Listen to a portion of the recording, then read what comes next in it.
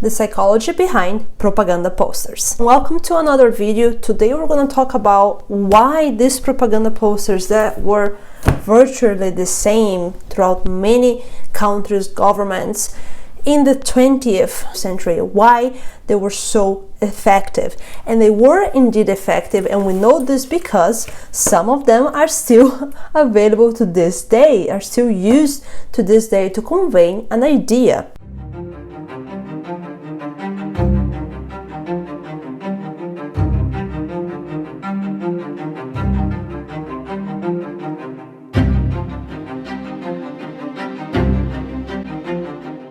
To understand why they were effective, we're going to look at the psychology of these propaganda posters.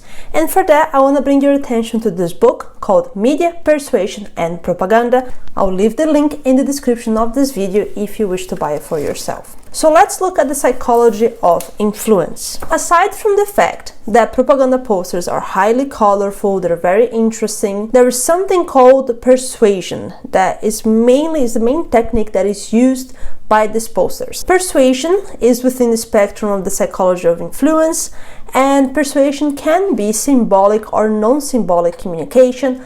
More often than not, these posters, they will use symbolic communication. Persuasion is a communicative process to influence others. A persuasive message has a point of view or desired behavior for the recipient to adopt in a voluntary fashion. Part of this is that the desired changes are anchored to beliefs, values, attitudes, or norms already held by an audience. This brings us to the next point, which is what Carl Jung used to say. Carl Jung, which was the founder of the school of psychology, he talked about the collective consciousness, where he said that things that happen in previous generations are still stuck in the subconscious of a nation and of the people and are passed on genetically. Why is this important? Because we know that, for example, in the Soviet Union, where these posters were highly successful, we know that these posters were already used in Russia before the Soviet Union. Here I have a collection of Russian advertisement posters from 1868 until 1917. We have here the same elements that were used in propaganda posters, governmental posters, which are the use of color, the use of symbols, the use of imagery, the use of words. One of the theories that is presented here is Lakhov's theory of neural recruitment, that proposes the repetition of talking points, phrases, metaphors, and other figures of speech comes to dominate thinking. Constant repetition establishes familiar neural pathways for arguments to travel along.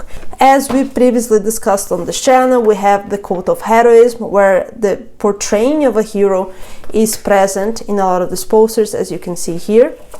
We also have the use of coloring. The same colors are used over and over again, the same words, the same phrases. Each color will have an effect in your subconscious, will pass a message, will evoke a feeling together with the imagery that is being used, the symbols that are being used, and the words that are being used.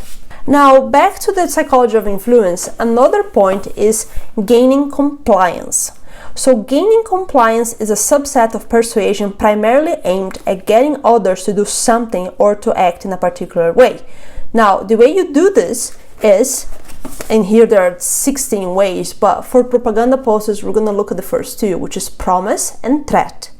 Promise, you'll be rewarded if you comply. Threat, you'll be punished if you do not comply. This is a really good one that is talking about what will happen to you if you spread malicious rumors against the Communist Party. So here we have an image of, first, let's look at the crowds, right? So the crowds have a negative, angry, and judgmental look towards the person that is claimed to have spread those rumors, and they're pointing. You see the pointing. So this first will bring the idea that you'll be publicly mocked by the people, which is not a very warm idea for most humans. So that's the first thing. Second thing, again, the use of coloring, right? So by seeing here the red hand, we know that this is the Red Communist Party that will be coming after you. So that's already quite implicit here. So subconsciously you will know who is coming after you.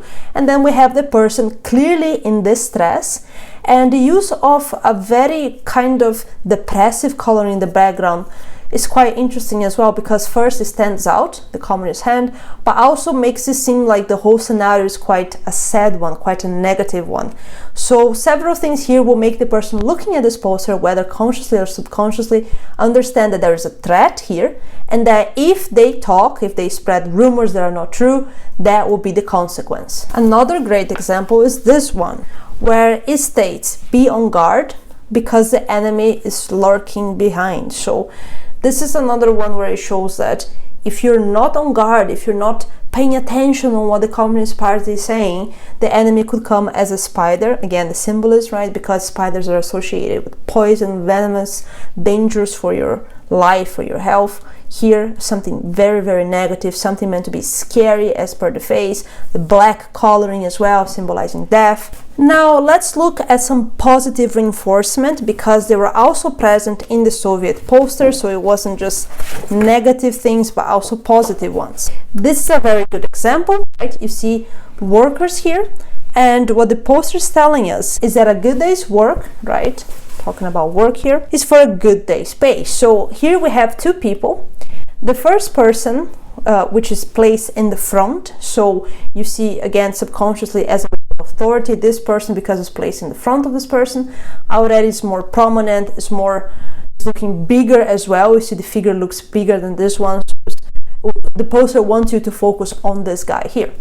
He has a happy smile on his face, a satisfied face, like mission accomplished, and he has cash in his hands. It looks to be a bit more cash than this one, because that's what it's meant to show, but he also has the communist colors, which is implicit that he's doing work for the Communist Party, and because he worked more, there's an arrow here pointing, right, higher productivity, he got more money. And then in the back we have somebody that has black and white colors. This is a great contrast. Lively colors, depressive colors. It has a face of doubt, a face of uncertainty, a face of, oh no, this is not really good. And he's scratching his head because he's uncertain about his future. So this is a positive reinforcement poster that it shows that if you work more, if your productivity is up, you'll be paid more money. This is another great example. This says, if you did a good work, you got a good rest. Here we have the worker looking satisfied, we have positive colors. So remember how the negative ones, the main color palette is usually gray? No, this is colorful, so it's nice, it's positive. The guy is here taking his uniform off, which means that he's gonna go now and rest. So these were some examples, and I hope I made clear on how and why these posters were effective. I hope to talk more about Western posters as well later on, so let me know if you want to see more content about propaganda posters. Don't forget to like, subscribe to the channel, comment below, and thank you very much. See you next time.